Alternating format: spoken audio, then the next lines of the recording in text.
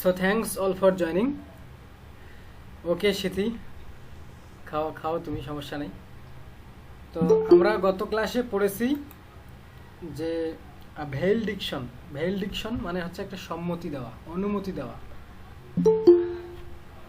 Husband কোথাও যেতে চাচ্ছে, অর্থাৎ লাভার কোথাও যেতে চাচ্ছে, বিলাপ্টের সম্মতি নেওয়ার জন্য তাকে কনভিন্স করার ট্রাই করতেছে।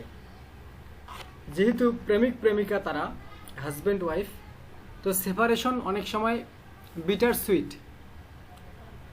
তো প্রেমিকা মনে করেছিল যে separation is bitter, but the speaker added a new word that is sweet, bitter sweet. এবং সামহাউ স্পিকার বিভিন্ন যুক্তি দিয়ে, মেটাফিজিক্যাল কনসেপ্ট দিয়ে সে তার বিলাপ্টকে বোঝানোর চেষ্টা করতেছিল যে আমাদের যে ভালোবাসা এটা অন্যদের মতো নয়, এটা শুধুমাত্র আমাদের যে দেহের ওপর নির্ভর করে এই ভালোবাসার নয়, এটা আমাদের ফিজিক্যাল লাভ নয়, এটা আমাদের স্পিরিচুয়াল লাভ, অর্থাৎ প্লাটোনিক লাভ। এখানে আমরা যদিও একজন আরেকজনের বডি থেকে বিচ্ছেদ হয়ে যাই, দেহ থেকে দেহ আলাদা হয়ে যায় দূরে যাওয়ার কারণে, ডিস্টেন্স বা সেপারেশনের কারণে, কিন্তু আমাদের আত্মা এক হয়ে থাকে, কারণ আমাদের two souls are one, are two souls are there for one. আমাদের দুইটা আত্মা মিলে আসলে একটাই আত্মা আমরা মনে করি এটা। তো আরও বুঝাতে গিয়ে আমরা গত ক্লাসের শেষের দিকে পড়েছি যে তিনি বলেছেন যে আমরা দুইজন প্রেমিক প্রেমিকা, আমরা দুইজন যে কম্পাসের দুইটা কাটার মতো। তুমি হচ্ছে কোনটা কাটা, যেটা সেন্টারে থাকে, যেটা কেন্দ্রবিন্দুতে থাকে, আর যেই কাঁটাটা মুভ করে, কম্পাসের যে কাঁটাটা মুভ করে সেটা হচ্ছে আমি তোমার লাভার। তো দেখো, যদি কেন্দ্রবিন্দুতে যে কাঁটা থাকে, যে পয়েন্টটা থাকে কেন্দ্রবিন্দুতে, এটা যদি ঠিক থাকে, তাহলে সেকেন্ড যে পয়েন্ট বা কাঁটাটা আছে, এটা যত দূরেই ঘুরুক না কেন, যত দূরেই ঘোরাঘুরি করুক না কেন, সে কিন্তু দিনের শেষে একত্রিত হওয়ার জন্য সে সঠিক জায়গায় ফিরে আসবে। এগুলো হচ্ছে মেটাফিজিক্যাল কনসেপ্ট, মানে comparison between two dissimilar things. বুঝতে পারছো? তো এখানে প্রেমিক প্রেমিকাকে বা তাদের প্রেমটাকে এটা স্টিপ টুইন কম্পাসের সঙ্গে তুলনা করা হয়েছে, স্টিপ টুইন কম্পাসের সঙ্গে তুলনা করা হয়েছে। তো যতই দূরে যাও না কেন, দিনের শেষে তাকে কেন্দ্রেই ফিরে আসতে হবে। তো পুরুষ মানুষ যেহেতু লিভলিহুডের জন্য, প্রয়োজনীয় কাজের জন্য, বিজনেসের জন্য তারা ঘর থেকে বাহিরে বের হয়, আবার কিন্তু তারা দিন শেষে ঘরেই ফিরে আসে। তবে মনে রাখতে হবে, হ্যাঁ এটা কনসেপ্ট, আফরিনা, এটা একটা কনসেপ্ট, মেটাফিজিক্যাল কনসেপ্ট। এই কনসেপ্ট এটা আমরা ফার্স্ট ইয়ারে পড়েছিলাম, যেটা একটা কনসেপ্টের উদাহরণ। তো এইগুলো আমরা জেনেছি। দেখো ভাই, কবিতাটা স্টেপ বাই স্টেপ তোমরা মনে রাখতে পারবা না, এটা আমি জানি। তবে যে লাইনগুলো মুখস্থ করতে বলেছিলাম, সেই লাইনগুলো তোমাকে মাস্ট মুখস্থ করতে হবে। কথা বুঝাইতে পারছি? যে আমরা যে দ্য সানরাইজিং থেকে মুখস্থ করতে বলছিলাম, তারপরে এই যে কবিতাটা আ ভেইলডিকশন ফর ব্রাইড ইন মর্নিং, এই কবিতা থেকেও আমি কিন্তু তোমাদেরকে কয়েকটা স্ট্যান্জা মুখস্থ করতে বলছি। এইগুলো এই কারণে মুখস্থ করবা যে শুধুমাত্র পরীক্ষার জন্য নয়, এগুলো ভাইবার জন্যও, প্লাস বিভিন্ন জব এক্সামে লিটারেচার থেকে 15 মার্ক থাকে। সেখানে অনেক সময় দেখা যায় যে কবিতার একটা লাইন দিয়ে বা কবিতা থেকে দুইটা লাইন দিয়ে বলে যে এটা কোন কবিতা থেকে নেওয়া হয়েছে, অথবা লেখককেই এটা বলা হয়। তো সেক্ষেত্রে এই লাইনগুলো অত্যন্ত জরুরি। তো যেই লাইনগুলো অনেক প্রসিদ্ধ, বিশেষ করে কনসেপ্ট ব্যবহার করার কারণে, তো এই লাইনগুলো বেশি পরীক্ষায় আসে। আর সব থেকে বড় কথা হচ্ছে, জব এক্সামের আগে তোমাকে থার্ড ইয়ার পাস করতে হবে। থার্ড ইয়ারে ঢালা তুমি সামারি লিখতে পারবে না, তোমাকে এই লাইনগুলো লিখতে হবে। এজন্য আগেও বলছি, এখন তোমরা গায়ে না লাগালে সেটা আমার কিছু করার নেই, যে কোন কোন লাইন পড়বা এটা আমি মার্ক করে দিয়েছি। তো গত ক্লাসে যেখান থেকে ছেড়েছিলাম সেখান থেকে আমরা আজকে ওটা কমপ্লিট করে, ভেইলডিকশন এই কবিতাটা কমপ্লিট করে আমরা ইনশাল্লাহ দ্য ক্যানোনাইজেশনে চলে যাব। ক্যানোনাইজেশন লাভ পোয়েম, 3টা লাভ পোয়েম আছে। লাভ পোয়েমের মধ্যে আজকে আমরা শেষ লাভ পোয়েমটা পড়বো, দ্য ক্যানোনাইজেশন। তার আগে 3টা স্ট্যান্জা আছে ছোট ছোট, ওই যে কবিতাটার ভেইলডিকশন, যে হাজব্যান্ড ওয়াইফ তাদের মধ্যে যে সেপারেশন হচ্ছে, হাজব্যান্ড দূরে চলে যাচ্ছে বা লাভার দূরে চলে যাচ্ছে, সেই জিনিসটা বোঝাচ্ছে। দেখো, তো এখানে যে রেড কালার ভাবে যে যে স্ট্যান্ডাটা দেখতেছো, এটা আমি তোমাদেরকে মুখস্থ করতে বলেছিলাম যে if they be two they are two so as stiff twin compasses are two thy soul the fixed foot makes no show to move but doth if the other do. বুঝতে পারছো? তো এটা হচ্ছে স্ট্যান্ডা যেখানে আমরা রেখেছিলাম গতকালকে। তো এটা আমরা আলোচনা করেছি। তো এখন আমরা এটার প্যারাফ্রেজ পড়ব। দেখো তোমাদের সুবিধার্থে, if their souls are in fact individual, যদিও লাভারের জন্য আলাদা একটা আত্মা আর বিলাফটের জন্য আলাদা একটা আত্মা, দুইজনের দুইটা সোল, কিন্তু they are nevertheless linked in the way the legs of a drawing compass are linked. The soul of the lover is like the stationary foot of the compass, which does not appear to move itself, but actually does respond to the other foot's movement. বোঝাচ্ছে, but doth if the other do, যেই যে ফুটটা কম্পাসের যেই কাঁটাটা এটা মনে করে কেন্দ্রে থাকে, এটা হচ্ছে প্রেমিকা, আর যেটা বাহিরে থাকে, যেটা ঘোরাঘুরি করে, বৃত্ত আর্ট করে, সার্কেল আর্ট করে, এটা হচ্ছে প্রেমিক।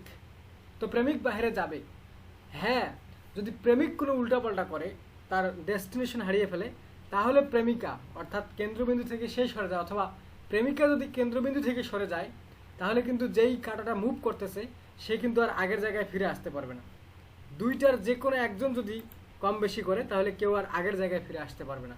এটা অ্যান্ড দ্বিতীয় স্ট্যান্ডাও এই একই এক্সাম্পল। দেখো, and though it in the centre sit yet when the other far doth roam, যদিও একটা কাটা যেটা সেন্টারে কেন্দ্রবিন্দুতে স্টপ হয়ে থাকে, মুভ করে না, যেটা মুভ করে না প্রেমিকা, সে মনে করো সে ঘরে থাকে, বাইরে যায় না। yet when the other far doth roam, যখন সেকেন্ড কাটাটা দূরে দূরে ঘুরে বেড়ায় বা ডিস্টেন্সে চলে যায়, it leans and hearkens after it and grows erect as that comes home। তো কবি বলতেছে যে as the moving foot returns closing the compass, the stationary foot মানে যেটা সেন্টারে থাকে প্রেমিকা, the stationary foot stand straight again seeming alert and excited। অর্থাৎ যখন এই যে কাঁটাটা ঘুরে বেড়াচ্ছে, এটা যখন আবার কেন্দ্রে চলে আসে, তখন এই স্টেশনারি ফুটটা যেটা কেন্দ্রবিন্দুতে দাঁড়িয়ে থাকে অর্থাৎ প্রেমিকা, সে আবার স্ট্রেংথ হয়ে যায় এবং সে সতর্ক হয়ে যায় এবং এক্সাইটেড হয়ে যায়, অর্থাৎ তার ফিরে আসে, তার বিলাভড ফিরে আসে। এটা বিলাভড ফিরে আসার মতো। তো এই হচ্ছে কনসিডার কি, দুজন প্রেমিক প্রেমিকাকে টুইন কম্পাসের সঙ্গে তুলনা দেওয়া। এগুলোকে বলা হয় মেটাফিজিক্যাল কনসেপ্ট, যেগুলো আমাদের ব্রেইনের মধ্যে ইমেজ ক্রিয়েট করে। Metaphysical concept creates a kind of image in our brain. মনে রাখবা যে মেটাফিজিক্যাল পয়েমে আমি যেমন বলেছি হাইপারবোল থাকে, মেটাফোর থাকে, কনসেপ্ট থাকে, এগুলো সব কিছু মিলে কিছু স্ট্রেঞ্জ ইনফরমেশন আমাদেরকে দেয়, যেগুলো লজিক্যাল। এখানে কিন্তু যুক্তি আছে, দেখো শুধু শুধু একটা তুলনা করেনি, যুক্তি দিয়ে দিয়েছে। এখানে থট আছে, এখানে রিজন আছে, এখানে উইট আছে, এখানে আর্গুমেন্ট আছে। বুঝতে পারছো? এরা হচ্ছে মেটাফিজিক্যাল পয়েন্টস।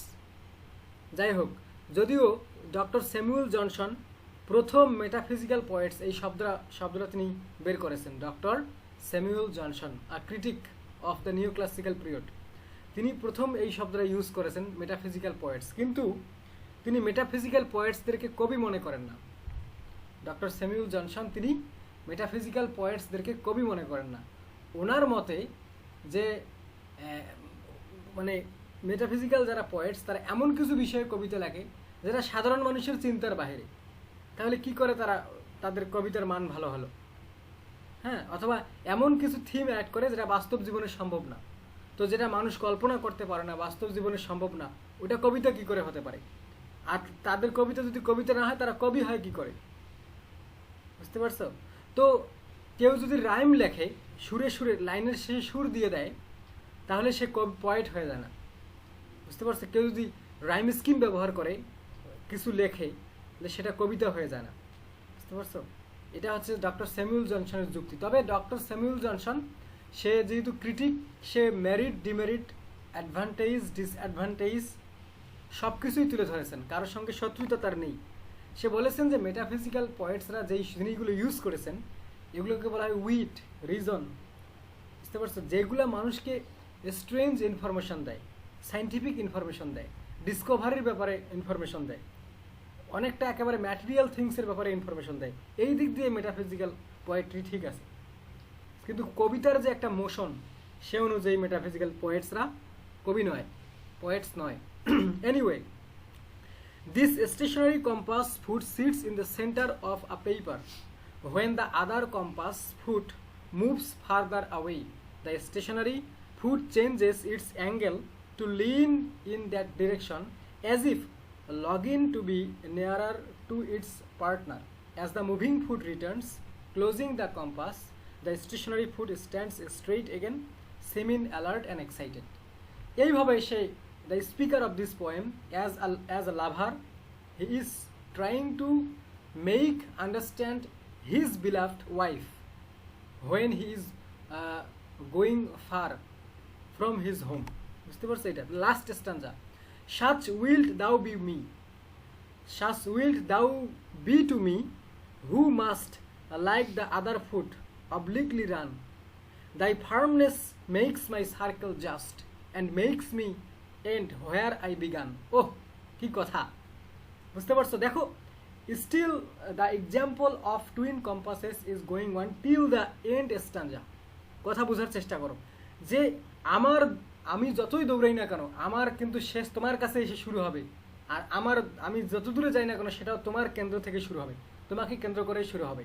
দেখো, thy firmness makes my circle just, thy firmness makes my circle just and makes me end where I began. তাহলে যেখান থেকে আমি শুরু করেছিলাম যাত্রা সেখানেই আমার যাত্রা শুরু হবে। অর্থাৎ যেটা স্টেশনারি ফুট এটা তো স্থির থাকে, আর যেটা ঘোরাঘুরি করে ওর যাত্রা শেষ হয় কিন্তু সার্কেল আর্ট করে সে কিন্তু এসে মিশে যায়। অর্থাৎ আমরা পুরুষরা যতই ঘরের বাইরে যাই না কেন নিজের বিলাভডকে ঘরে রেখে আমরা যেখান থেকে তাকে রেখে গেছি আবার ফিরে এসে ঘরে তার সঙ্গে আবার আমরা একত্রিত হয়ে যাই। What an example, what a concept! ঠিক আছে? The speaker's love, such wilt thou be to me, who must like the other foot obliquely run. Thy firmness makes my circle just and makes me end where I began. The speaker's love, he argues, will be like this stationary foot. সে বোঝাচ্ছে যে ওই twin কম্পাসের যে একটা compass যে stationery foot কেন্দ্রবিন্দুতে দাঁড়িয়ে থাকে, while he himself must travel a circuitous indirect route, her fixed position provides him with the stability to create a perfect circle. যতক্ষণ পর্যন্ত যদিও দ্বিতীয় কাঁটাটা উল্টাপাল্টা করে ঘুরতে শুরু করে চতুর্দিকে সার্কেল ক্রিয়েট করে, কিন্তু মনে রাখবা যারা জ্যামিতি আর্ট করেছো, যারা জ্যামিতির কাজ করেছো ক্লাস 9-10 যারা সম্পাদ্য উপপাদ্য যারা করেছো, বিশেষ করে উপপাদ্য যারা করেছো ক্লাস 9-এ, তারা যখন একটা বৃত্ত আর্ট করবা দেখবা যদি তোমার আঙ্গুল দিয়ে যদি তুমি স্টেশনারি ফুটটাকে ভালো করে স্টেশনে বা কেন্দ্রবিন্দুতে ধরে না রাখো বা কেন্দ্রবিন্দুতে যদি কাঁটাটা ঠিক মতো না থাকে তাহলে তুমি সার্কেল ক্রিয়েট করতে পারবে না, তোমার সার্কেল বাঁকাটেরা হয়ে যাবে, মিলবে না। অর্থাৎ এখানে স্পিকার বোঝাতে চাচ্ছে তুমি যদি ঠিক থাকো, তোমার জায়গায় যদি তুমি ঠিক থাকো, আমি যতই দূরে যাই না কেন, যেখানেই যাই না কেন, আমি যেখান থেকে দূরে চলে গেছিলাম আবার ঘুরে সেখানেই চলে আসবো। Her fixed position provides him with the stability to create a perfect circle. যদি এই স্টেশনারি ফুটটা প্রেমিকা হয় তাহলে তার ফিক্সড পজিশন, সে যদি তার জায়গা থেকে মুভ না করে তাহলে আমি যে প্রেমিক, আমি যতই দূরে যাই না কেন এটা একটা আমাকে হেল্প করবে পারফেক্ট একটা সার্কেল ক্রিয়েট করতে, which ends exactly where it began, এবং আমার এই সার্কেলের যাত্রা সেখানেই শেষ হবে যেখান থেকে আমি শুরু করেছিলাম। Bringing the speaker back to his lover once again. আবার এভাবে দ্য স্পিকার তার যখন সে সফর থেকে ফিরে আসবে বা বিজনেস জার্নি থেকে ফিরে আসবে তখন সে আবার তার প্রেমিকার সঙ্গে তার ঘরে একত্রিত হবে। দেখছো এক্সাম্পলটা? দেখছো? তো এইগুলো তোমাকে পরীক্ষায় লিখে প্রুভ করতে হবে যে এইগুলো হচ্ছে কনসিট, এগুলো হচ্ছে এক্সাম্পল, এগুলো হচ্ছে উইট, এগুলো হচ্ছে আর্গুমেন্টেটিভ ইনফরমেশন। এখানে শুধু love is not presented only by passion and emotion, but by the combination of passion and thought, emotion and argument. যুক্তি সহ এখানে তুলে ধরা হয়েছে, যুক্তি ছাড়া কোনো কিছু তুলে ধরা হয়নি। বুঝতে পারছো? সো এখানে যে লাভ, যে জিনিস টপিকটাকে গ্লোরিফাইড করা হয়েছে, পার্সোনিফাইড করা হয়েছে, মডিফাইড করা হয়েছে, ক্লারিফাইড করা হয়েছে এই কবিতায় না, এই গত যে কবিতাটা ছিল দ্য সানরাইজিং, তারপরে আ ভ্যালেডিকশন, এবং এখন যে কবিতাটা আমরা পড়তে যাব দ্য ক্যানোনাইজেশন, এই কবিতাগুলোতে লাভকে অন্য লেভেলে নিয়ে যাওয়া হয়েছে। এবং দ্য ক্যানোনাইজেশন এই কবিতাতে ভালোবাসাটাকে ইমর্টাল বানানো হয়েছে, লাভকে, বুঝতে পারছো? লাভকে ইমর্টাল বানানো হয়েছে। আর এই যে দ্বিতীয় কবিতাটা যেটা আ ভ্যালেডিকশন, এখানকার মেইন মেসেজ হচ্ছে যে distance doesn't matter, distance doesn't matter for two lovers if they are truly in love, if their love is not only physical but spiritual also, that is also called platonic love. The combination of two souls, the relation of two souls, their love does not depend on their physical beauty, on their physical attachment, but it also depends on the attachment of their souls. বুঝতে পারছো এটা?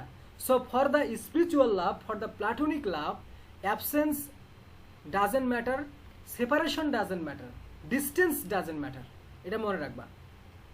So this kind of love is called spiritual love or platonic love. This is not physical love or bionic love. বুঝতে পারছো? তো প্রথম যে কবিতাটা the sunrising, এখানে সে তার প্রেমিকাকে বিভিন্ন জিনিসের সঙ্গে তুলনা করেছে। He highlighted the beauty, the power, the value of his beloved. But in the second poem, he highlighted the word love and a kind of love that is called spiritual love. এগুলো তোমাকে বুঝতে হবে, হজম করতে হবে এই কথাগুলো, যে প্রথম কবিতাটা দ্য সানরাইজিং এ সে কি বলেছে, আর দ্য আ ভ্যালেডিকশন ফরবাইডিং মার্নিং এখানে সে কি বলেছে। I think you have understood. এখন চলো দ্বিতীয় কবিতাতে চলে যাই, সেটা হচ্ছে দ্য ক্যানোনাইজেশন। প্রথমে আগে তোমাকে বুঝতে হবে দ্য ক্যানোনাইজেশন এই জিনিসটা কি, the title of the poem. মনে রাখবা, canonisation is a process to make someone to make someone a saint, to make someone soul immortal. তবে ক্রিশ্চান রিলিজনে, in Christian religion, according to Catholic beliefs, according to Catholicism or Catholic Christian, canonization is a process to make someone a saint, a monk, a pious person who will be the symbol for his religion, who will dedicated his life for the sake of religion. Okay, so বলতেছিলাম যে canonization. তো ক্যানোনাইজেশনের মাধ্যমে কোনো একজন খ্রিস্টান ব্যক্তিকে মৃত্যুর মাধ্যমে তার সোলকে ইমর্টাল করে দেওয়া হয়, তার সোলটাকে একটা সেন্ট নামে আখ্যায়িত করা হয়, যে তার জীবনটা খ্রিস্টান ধর্মের জন্য বা রিলিজনের জন্য ডেডিকেটেড। সে পরবর্তী প্রজন্মের খ্রিস্টানদের জন্য সে একজন মডেল হয়ে যায়, আইডল হয়ে যায়, সিম্বল হয়ে যায়। তাকে মানুষ ফলো করে, তাকে মানুষ সেন্ট হিসেবে জানে, সেন্ট ধর্মীয় গুরু হিসেবে জানে, মনক হিসেবে জানে, সন্ন্যাসী হিসেবে জানে। এই প্রসেসটাকে বলা হয় ক্যানোনাইজেশন, অর্থাৎ যে সেন্টহুড গ্রহণ করা, মানে পিয়াস লাইফ গ্রহণ করা, by forgetting all worldly activities to take sainthood. বুঝতে পারছো? সেন্টহুড, সাধুত্ব জীবন গ্রহণ করা, কিসের জন্য? ধর্মের জন্য, ধর্মের সুখের জন্য, নিজের সমস্ত চাহিদাকে বিসর্জন দেওয়া। এটা করলে কি হবে? তোমার আত্মা ইমর্টাল হবে, প্লাস মানুষ তোমাকে জেনারেশন আফটার জেনারেশন তোমাকে স্মরণ করবে।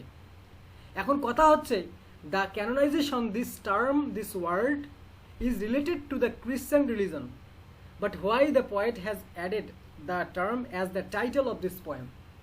বুঝতে পারছো? It is somewhat paradoxical. কিভাবে? কারণ টাইটেল ব্যবহার করেছেন ক্রিশ্চান ধর্মের, কিন্তু কবিতাতে তিনি যে জিনিসটা হাইলাইট করবেন, এটা বলার পর আমি তোমাদেরকে বলবো যে কিভাবে এটা প্যারাডক্সিক্যাল। বুঝতে পারছো? এটা কিভাবে প্যারাডক্সিক্যাল। তো দেখো, দ্য ক্যানোনাইজেশন এই কবিতাতে তোমরা টোটাল 5টা স্ট্যানজা পাবা, 5টা স্ট্যানজা। প্রত্যেকটা স্ট্যানজাতে 9টা করে লাইন আছে। 5টা স্ট্যানজা পাবা, প্রত্যেকটা স্ট্যানজাতে 9টা করে লাইন আছে। তোমরা হয়তো শুনে থাকবা অনার্স ফার্স্ট ইয়ার থেকে যে একটা ডায়লগ সব থেকে বেশি ফেমাস, এই যে জন ডানের, যে for God's sake hold your tongue and let me লাভ, এটা এটা আমরা সকলেই জানি, এটা মুখস্থ আছে কম বেশি সবার, যে for God's sake hold your tongue and let me লাভ। বুঝতে পারছো? তো এখানে ক্যানোনাইজেশন কেন, যে এই কবিতায় বলতেছে যে এখানে the speaker is a lover, the speaker is a lover, a passionate lover, কিন্তু হি ইজ বিলঙ্গিং। আচ্ছা ঠিক আছে, সিথির কখনো ইংলিশের দরকার হয়, কখনো বাংলা দরকার হয়। কে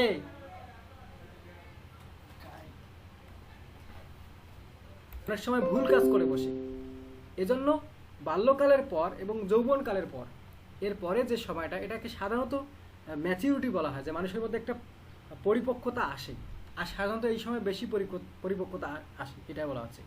so the speaker of this poem is a middle age, not perfect to fall in love in his age. Okay, so his friends are trying to stop him to fall in love or to make love. Make love means physical love. Remember, make love means to make physical love or romantic love. This is called make love. So the literate person, instead of physical relationship, they use make love. Let me make love. Okay, so the purpose is actually the speaker wants to fall in love in his middle age, when he is not perfect to fall in love according to the opinion of his friend, because he is telling his friend, the speaker of this poem, he is telling his friend that for God's sake hold your tongue and let me love. That means someone is sitting near the speaker, someone is sitting by the speaker or beside the speaker, who is giving advice to him that don't fall in love in your age, in this age. এবং এই কবিতায় আছে যে এই যে মাই 5 grey here's, মাঝে মাঝে মানুষের 4-5টা চুল পাকা হয়ে যায় না, মানে চুল পেকে যায় না, মানে মানুষের যখন যৌবনকাল ধীরে ধীরে শেষ হতে থাকে, বা এমন একটা হয় যে মানুষের মাথার 2-4টা চুল পেকে যায়, তো মানুষকে শয়তানি করে বলে না যে কি রে তোর মাথার চুল পেকে গেছে, তুই বিয়ে করিস না কি জন্য, এরকমকে বলে কি বলে না? ছেলেদেরকে বলে, মেয়েদের ক্ষেত্রে তো বোঝা যায় না, ওদের চুল ঢাকা থাকে। তো ছেলেদের যখন এরকম এইদিকে বা এখানে 2-1-4-5-10টা চুল সাদা হয়ে যায়, পেকে সাদা হয়ে যায়, তখন মানুষ তাকে বলে যে কিরে তোর বয়স শেষ হয়ে যাচ্ছে, তুই বিয়ে করবি না। তো এইরকম একটা এজ, মনে করো এইরকম একটা এজ, তো কবিতার এক্সপ্রেশন ওটাই বোঝায়। বুঝতে পারছো? তো কবির ফ্রেন্ড, স্পিকারের ফ্রেন্ড তাকে নিষেধ করতেছে যে এই বয়সটা প্রেমের বয়স নয়, প্রেমে পড়ার দরকার নেই। তো যেহেতু আমরা জানি যে মেটাফিজিক্যাল পোয়েমসগুলো ড্রামাটিক, মনে হয় যেন কনভারসেশন চলতেছে, আর এগুলো হঠাৎ করে শুরু হয়, অ্যাব্রাপ্ট বিগিনিং। তো দেখো এখানে হঠাৎ করে কবিতাটা শুরু হয়ে গেছে, for God's sake hold your tongue. দেখো ইউর টাং, যে তোমার জবান বন্ধ করো, তুমি চুপ থাকো, শোনো তুমি চুপ থাকো। তো এই তুমি চুপ থাকো, ইউর টাং, তোমার মুখ বন্ধ রাখো। এখানে কেউ না কেউ তো উপস্থিত আছে, কাউকে না কাউকে তো বলতেছে। বুঝতে পারছো? কিন্তু এটা ড্রামাটিক মনোলগ নয়, কারণ ড্রামাটিক মনোলগের আবার কন্ডিশন আলাদা, তারপর ওটা ড্রামাটিক মনোলগ হবে। এটা মেটাফিজিক্যাল পোয়েম, এর মধ্যে ড্রামাটিক এলিমেন্ট রয়েছে, কনভারসেশন থাকে এর মধ্যে। আচ্ছা যাই হোক, for God's sake hold your tongue and let me love. তো the speaker is telling to his friend that please stop and don't advise me, don't forbid me or don't stop me to fall in love. That's why for God's sake hold your tongue and let me love, let me fall in love, or let me make love. This can be also a meaning, let me make love. Okay, or chide my palsy or my gout, my 5 grey hairs or ruined fortune flout, with wealth your estate, your mind with arts improve, take you a course, get you a place, observe his honor or his grace, or the king's real or his stamped face, contemplate what you will approve, so you will let me love. So now the speaker is giving examples, you can say comparison, you can say metaphor, you can say conceit, high conceit, to to to make his friend understand about his intention, and tendency to fall in love or to make love. In order to convince his friend, the speaker is giving examples or comparisons, okay, to his friends, in order to fall in love or in order to make love. So the speaker is telling his friend, listen, just be quiet already and let me be in love. You can go ahead and make fun of my shaky hands or my sore joints, or taunt me for my grey hair or my poverty. Ruined fortune flout refers to his bad situation. You can say poverty. So chide means blame, rebuke, gali dewa. For falling in love, you can rebuke me, you can chide me, you can chide my palsy, my gout, and my shaky hands. You can rebuke, you can blame my palsy, my shaky hands, even my grey hairs, my 5 grey hairs. That means a few white hairs in my head, on my head, or my ruined fortune flout, or my bad situation, that I am not in good situation. My skin is not good, my hand is not good. That means this is the sign of an aged person, not the perfect age to fall in love, but avoiding all conditions, all situations. The speaker is telling his friend that quiet, stop, for God's sake, and let me be in love, let me fall in love. Okay. With wealth your estate, your mind with arts improve. Now the speaker is telling to his friend, who is trying to stop him to fall in love, that with wealth your estate, your mind with arts improve. Take you a course, get you a place, observe his honor or his grace. The speaker says that you can go make your fortune with wealth your estate. You should not stop me to fall in love, but you should do your duty. You should do your duty with wealth your estate. You can go make your fortune, or your mind with arts improve, or you can educate yourself in some craft. Arts means crafts or skills of something, or a branch of knowledge. Okay. So your mind with arts improve. So educate yourself. Go and change your fortune, and you can educate yourself in some crafts or in some arts, in some branches of knowledge. You are my friend, don't disturb me. Though my situation is not good, this is not the perfect age, but let me be in love, and you can go and improve yourself, make your fate, make your fortune, or you can educate yourself in some knowledges or on different branches of knowledge. You can do it, but don't stop me to fall in love. Take you a course, get you a place. He is telling his friend that you can take up a new career. You take you a course, get you a place. You can take a new career, or go find a role in a fancy nobleman's retinue. Okay. So you can get a place, observe his honor or his grace, following some lord or some high up clergyman. Okay. Or the king's reel or his stampede face, or you can serve the king, or the coins with his face printed on them. Contemplate, you can say, what you will approve, so you will let me love. Okay. So you can do whatever you like, so as long you leave me alone and let me be in love. So I think you have understood. The speaker is telling his friend that you can go, you can change your fortune, you can educate yourself, or you can take a course, or you can get a new place. You can find out the observation or the grace of a lord or a clergyman, a nobleman. You can maybe you can get a job under the Lord, or you can get a job under the under the government, under the king or the queen, or you can work for money, one which the stamps of the king is portrayed. But whatever you can do whatever you want, but don't stop me. Don't stop me. Leave me alone and let me make love. Let me fall in love. Let me be in love. Okay? So this is the intention of the speaker. Though he is not in the perfect age to fall in love, avoiding the advice of his friend, he wants to fall in love. Okay? So this is the speaker in this first stanza.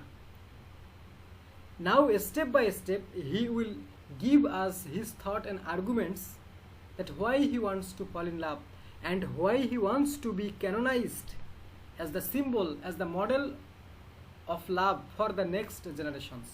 So we will